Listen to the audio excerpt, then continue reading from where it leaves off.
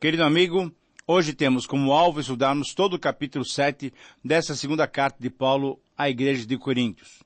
Corinto era uma cidade principal, uma cidade importante no roteiro comercial do Império Romano. Devido à sua localização, ela servia de passagem para as rotas terrestres e marítimas.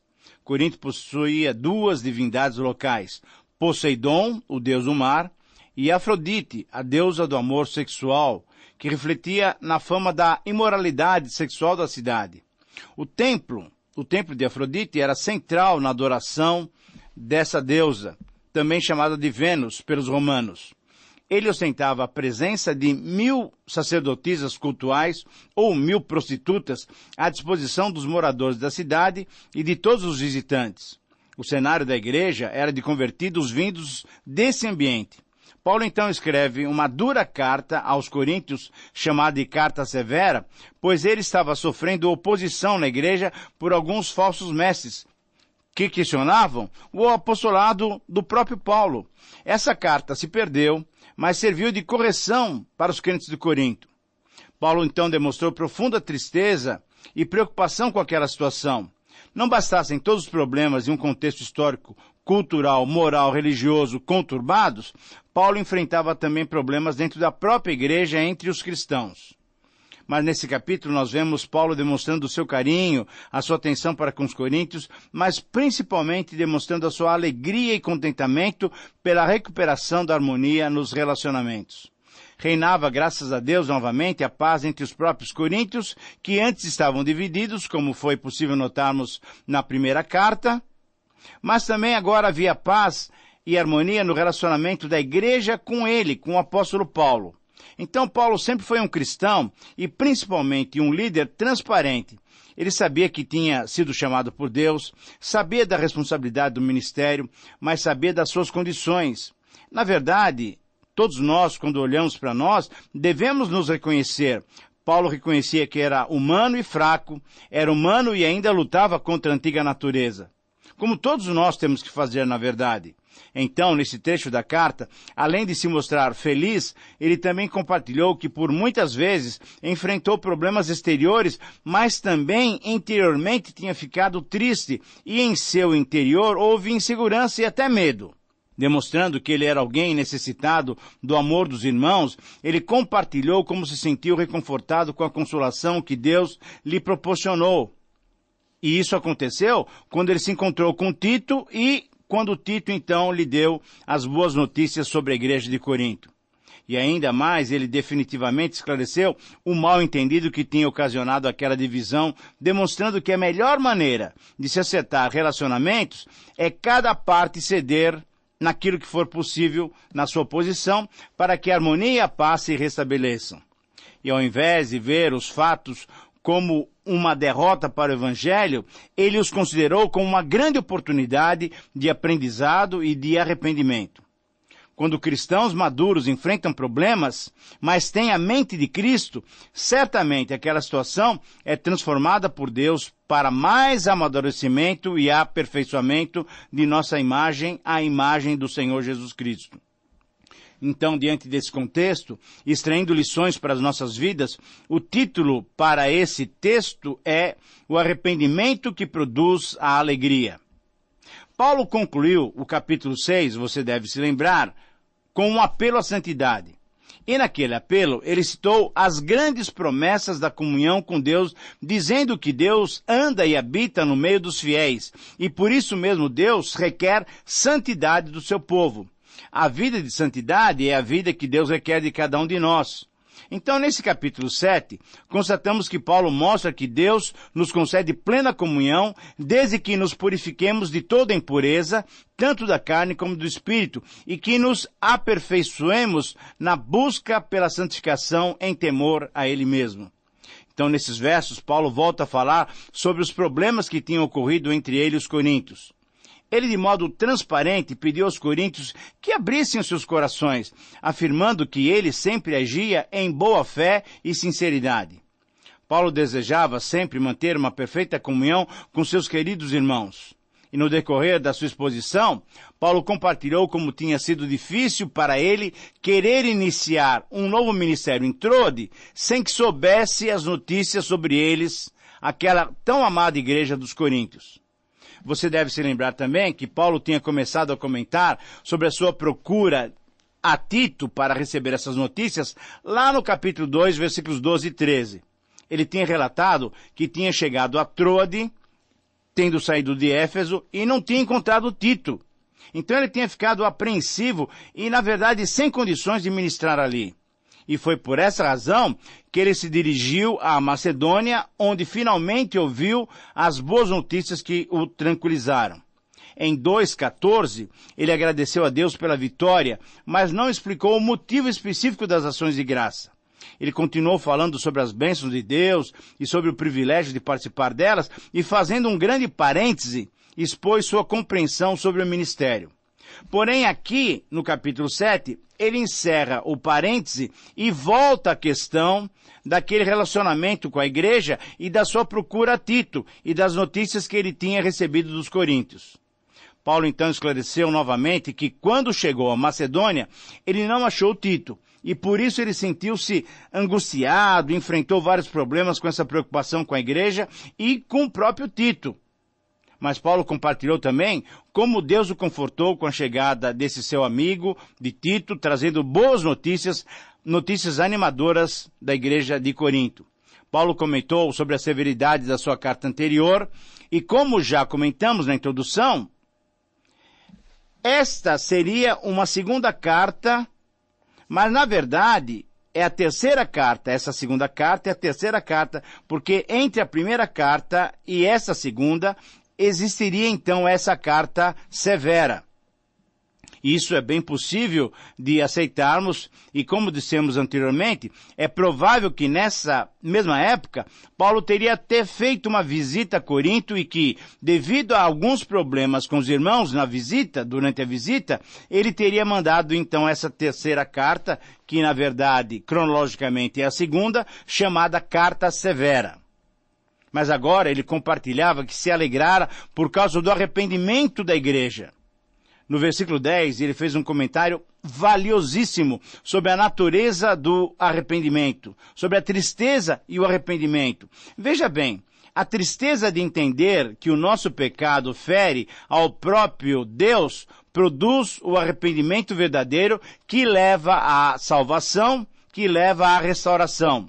Mas a tristeza do mundo de se lamentar por causa das consequências pessoais imediatas, sem compreender os efeitos do pecado, não produz um arrependimento que Deus quer.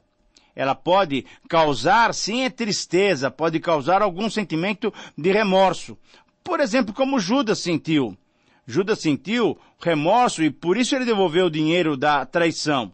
Mas essa tristeza do mundo não produz um arrependimento verdadeiro que precisamos para sair da nossa situação pecaminosa. Então, além da sua alegria devido ao arrependimento dos coríntios, Paulo ficou ainda mais contente quando ouviu sobre a maneira como eles, coríntios, tinham tratado a Tito.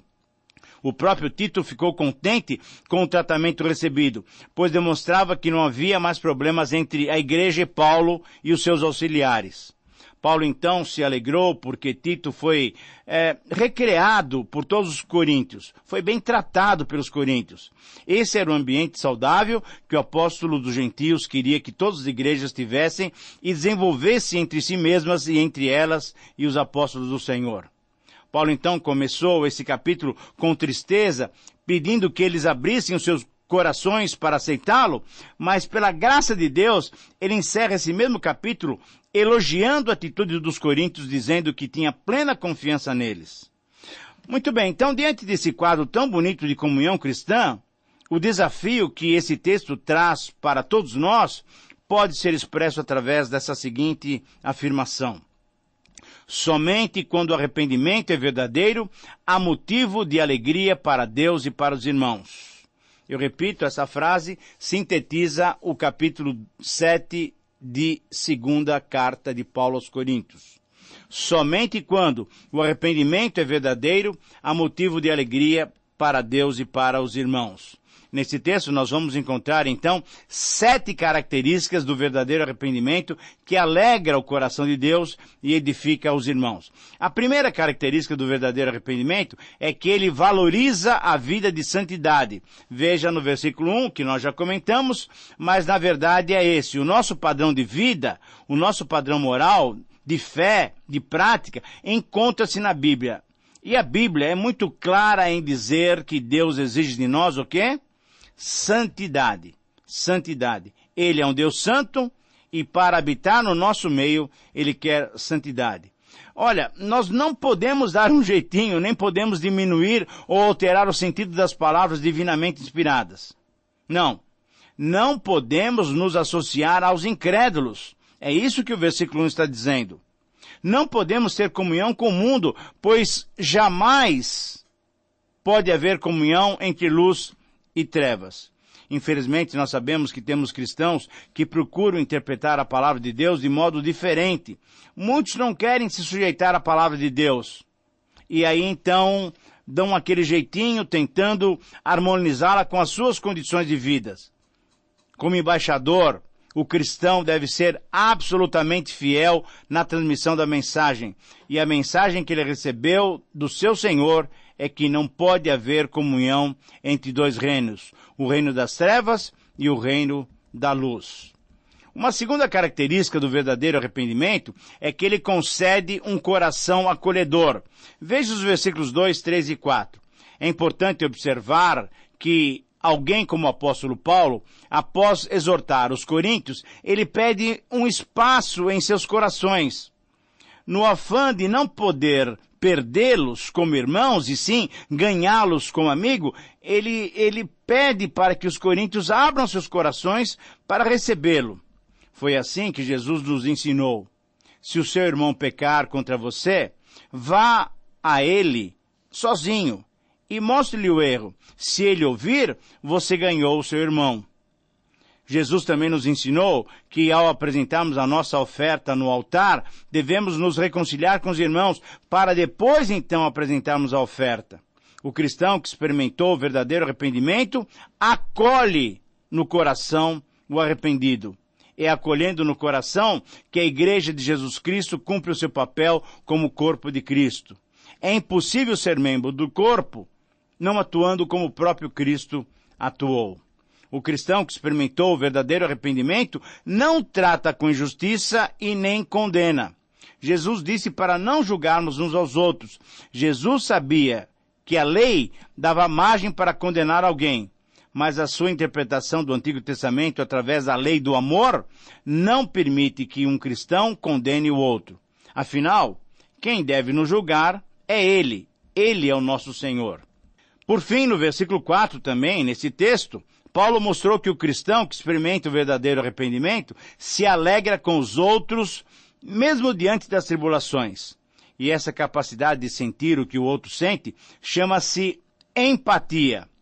Quando Paulo disse que grande era a sua franqueza para com eles e que se gloriava por causa deles, ele está usando uma expressão de confiança e orgulho que ainda iria repetir nos versos 14 e 16, demonstrando que, a despeito das acusações dos falsos mestres, a despeito de que alguns da igreja já estavam contaminados contra ele, Paulo, ele, o apóstolo, tinha confiança nos coríntios, no discernimento deles, confirmando que ele sempre tinha agido com lealdade para com eles.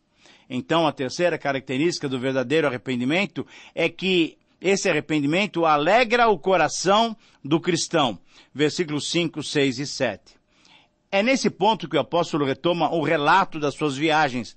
Relato esse que ele tinha interrompido lá no capítulo 2, versículo 13, quando ele disse que estava preocupado com Tito e com as notícias sobre a igreja de Corinto. Ele fez esse grande parêntese que vai do capítulo 2, versículo 14, até o capítulo 7, versículo 4, que é exatamente o texto que nós estamos estudando agora. Paulo então compartilhou sua satisfação, demonstrou sua alegria, o seu alívio, o seu consolo, pois da parte de Deus recebeu a bênção de não apenas encontrar Tito, mas de ouvir dele as boas notícias sobre a igreja. Paulo se alegrou pelo fato de Tito ter sido bem tratado pelos coríntios. Essas atitudes, que eram fruto do verdadeiro arrependimento, demonstravam que aquele clima de mal-estar já tinha sido superado. A harmonia voltara ao relacionamento. É esta a alegria cristã, paz nos relacionamentos. Por isso, então, a quarta característica do verdadeiro arrependimento é que ele é produto da reflexão. Versículos 8, 9 e 10. Nesses versos, Paulo disse que não se arrependia, embora tenha se arrependido por um pouquinho de tempo, mas agora ele se alegrava. Por quê? Paulo lastimava, na verdade, a necessidade de ter escrito essa chamada carta severa, carta que lhes causou tristeza, mas não se arrependia pelo fato de ter escrito. Veja bem, ele se lamentava, isso sim, com a situação que tinha exigido aquela carta. Além disso, o fato de que a carta surtira o efeito desejado deixou-o feliz, porque a tristeza deles não os deixou amargurados e hostis, mas levou-os à reflexão e ao arrependimento. Depois de refletirem nas exigências do apóstolo, tanto dadas pessoalmente como através dessa carta severa, eles ficaram contristados, mas pelo Espírito, da maneira que Deus quer que fiquemos. Por isso foram beneficiados pela escrita da carta. A tristeza que o mundo produz leva à morte, mas o arrependimento que Deus produz pelo seu Espírito em nossas vidas leva à vida, leva à salvação, à restauração. Essa tristeza, disse Paulo, é que leva ao arrependimento, que leva à salvação, que leva à restauração. Quando nós refletimos sobre os nossos erros, ganhamos consciência do pecado e reconhecemos a santidade e a soberania divina. Então, essa reflexão nos coloca na dependência de Deus. A quinta característica do verdadeiro arrependimento é que leva o cristão à obediência. Versículos 11 e 12. Quando Tito chegou à cidade de Corinto com uma carta de Paulo, advertindo duramente aqueles cristãos, talvez esperasse uma atitude austera daqueles irmãos, mas, pelo contrário, eles obedeceram. O verdadeiro arrependimento leva o cristão que reflete a obediência. Quando essa carta severa chegou, aqueles crentes acataram as ordens e as instruções de Paulo e foram obedientes. Por quê?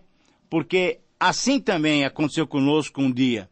Nos arrependemos dos nossos pecados e passamos a obedecer a palavra de Deus. Assim é que se dá o verdadeiro arrependimento. O verdadeiro arrependimento produz obediência.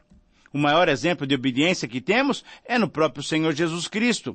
Veja Hebreus capítulo 5, versículo 8. Embora sendo filho, ele aprendeu a obediência por meio daquilo que sofreu. A palavra de Deus torna-se viva na vida do crente quando ela é obedecida por nós. A sexta e penúltima característica do verdadeiro arrependimento é que ele conduz o cristão ao amor. Quando os crentes de Corinto estavam cegos no entendimento, criticavam Paulo. Mas quando se arrependeram, deram uma verdadeira demonstração de amor, recebendo muito bem a Tito, dando-lhe crédito e aceitando as palavras que Paulo tinha escrito, mesmo numa carta dura, numa carta de repreensão. O amor sempre é demonstrado em relação ao próximo e a Deus. O arrependimento verdadeiro é um passo que damos em direção da nossa restauração. Ele é capaz de produzir frutos para a nossa vida, como, por exemplo, o fruto do amor.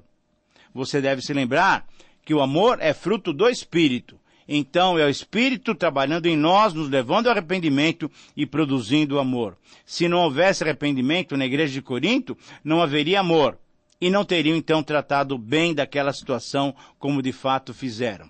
E, finalmente, a sétima característica do verdadeiro arrependimento é que ele inspira confiança. Veja o versículo 16. Finalmente, Paulo agora compartilha os seus sentimentos para com a igreja. Depois que comprovara a solução dos problemas por parte dos coríntios, novamente a sua confiança para com a igreja tinha se recuperado. Era essa maneira pela qual o Senhor disse que gostaria que vivêssemos, em completa união e harmonia e em total confiança um com os outros. Com base nessa confiança, Paulo então se sentiu livre para levantar um novo assunto para com aquela igreja de Corintos. E você vai ver no próximo programa, espero que você esteja conosco no próximo programa, o que ele vai compartilhar. O que ele vai compartilhar é exatamente isso. Ele quer que os coríntios se envolvam completamente na oferta que ele está levantando nas igrejas gentílicas para abençoar os irmãos judeus que estavam passando por necessidades.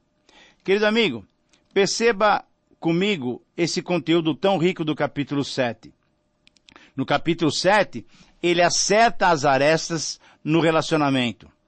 Quando temos relacionamentos truncados, não conseguimos ir adiante nos planos que Deus tem para nós na expansão do Evangelho.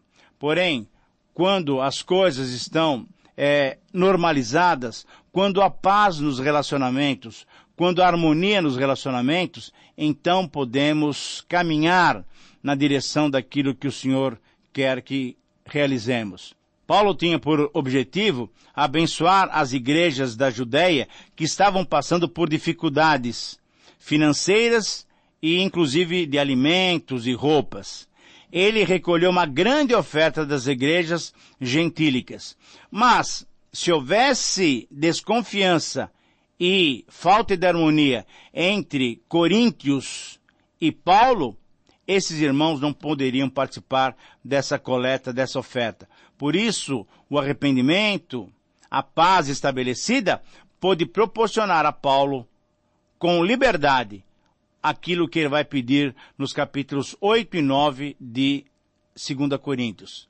Eu quero convidá-lo, então, você, para estar conosco no nosso próximo programa, para ouvirmos a continuidade dessa conversa de Paulo com os Coríntios.